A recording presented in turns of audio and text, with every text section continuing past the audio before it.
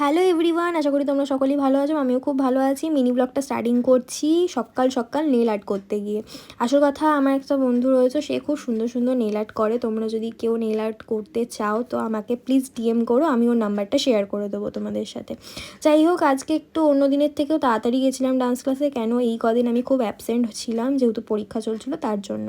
তারপর নাচ টাচ করে এসে নিচে নেবে ম্যাম কিছু বলছিল, তো সেই কথাগুলোই আমরা শুনে নিচ্ছিলাম। তো তারপরে বনিদি এখানে কী করছিলাম আমি ঠিক জানি না, তবে বাড়ি ফিরে এসে খুব খিদে পেয়ে গেছিলো, তো সুজয় নীলদার কন্টেন্ট দেখতে দেখতে আমি খেয়ে নিচ্ছিলাম।